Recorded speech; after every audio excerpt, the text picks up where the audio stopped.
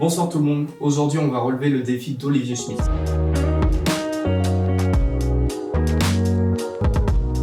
Pour tous ceux qui ne me connaissent pas, je m'appelle Sébastien, je suis photographe vidéaste amateur et je fais aussi pas mal de créations dans le graphisme. Sur ma chaîne il y aura pas mal de nouveaux concepts, alors reste attentif. Il y a 2 semaines, Olivier Schmitt a sorti une vidéo où il réalise une photo top shot de son bureau.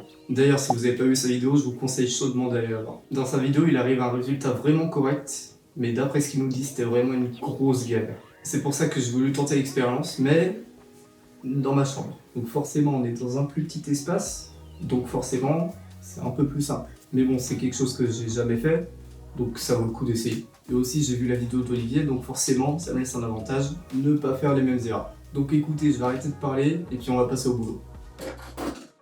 Bon, comme vous voyez, on est dans ma chambre. C'est pas hyper glamour. Donc on va essayer de faire ces photos en top shot. Je vais faire à peu près la même technique qu'Olivier. Du gaffer au plafond. Je sais pas encore en combien de photos ça va se diviser. Peut-être 4 ou 6 je dirais.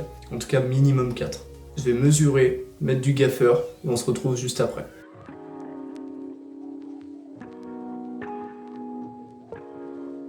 Bon, du coup j'ai bien pris mes mesures. 4 gaffers au plafond. Pour avoir un bon champ de vision, je vais prendre le 24 mm comme Olivier a pris. Ça me semble un bon choix plutôt correct. Donc je vais mettre les gaffers au plafond et on se reprend après.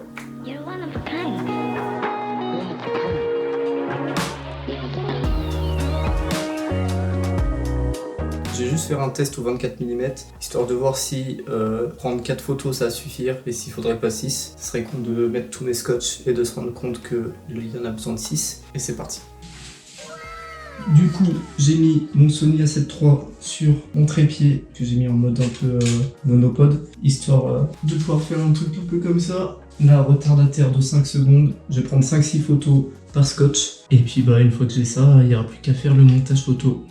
Je viens juste de me rendre compte que vu que je suis sur un APS-C, le 24 mm, ça zoome quand même vachement quoi. Le problème c'est que je peux pas descendre dans une focale plus basse, vu que la focale plus basse que j'ai c'est du 14 mm. 14 mm c'est beaucoup trop grand angle et ça va tout déformer. Ce que je vais faire, je vais juste prendre plus de photos, c'est-à-dire 9 photos. C'est pas grave, ça va juste me prendre plus de temps à l'editing, à mettre en place, mais il faut ce qu'il faut. Je te remercie pas Olivier.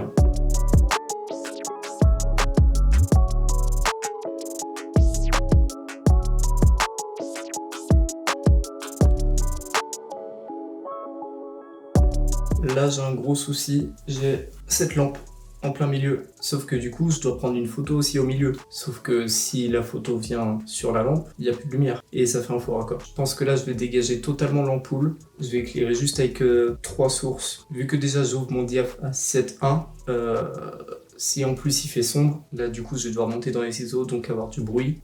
Il n'y a rien qui va, mais on va jusqu'au bout des choses, on tente, si ça va pas, ça va pas, si ça va, tant mieux.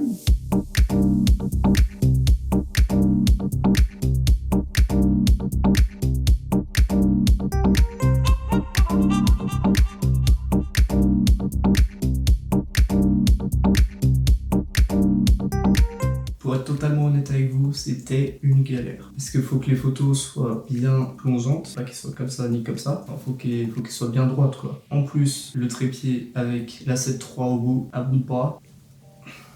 Non. Non. Donc là, je vais bien voir ce que donnent les photos, je vais pas encore trop regarder. Je vous mets un petit timelapse du montage Photoshop et on se retrouve pour une conclusion.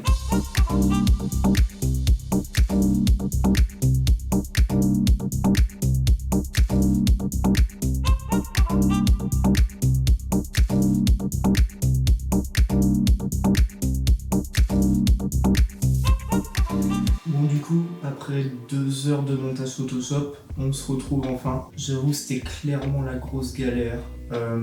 J'ai dû dupliquer certains endroits. L'outil tampon c'est juste mon meilleur ami maintenant, donc ouais, c'était un peu une grosse galère. Mais du coup, après 2 heures, je peux vous montrer le résultat.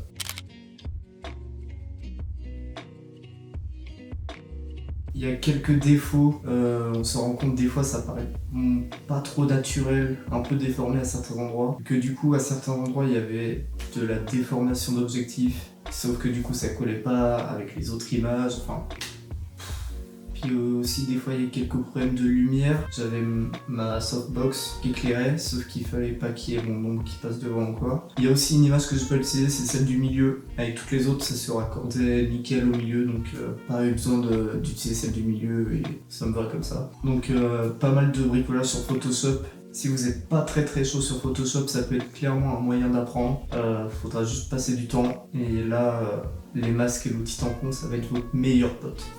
Donc voilà, j'ai essayé de refaire comme le Schmidt, j'ai fait ce que j'ai pu. J'ai fait ça en une soirée, en comptant le temps de retouche et tout, ça a dû me prendre 4 heures environ, sachant que je filme et tout en même temps, donc ouais, c'est quand même un petit temps juste pour une petite pièce comme ça. Alors j'imagine même pas pour lui le nombre de photos qu'il a, vu sa grande pièce, c'était du boulot. Donc du coup, je vous conseille de vous abonner, il y a des vidéos qui sont en préparation, où je crée une marque de bière, une autre qui va bientôt se faire, où je vais apprendre le graffiti, et une autre où je vais apprendre la 3D, donc je vous conseille de rester, on va bien se marrer. Donc on se retrouve pour une prochaine vidéo, ciao.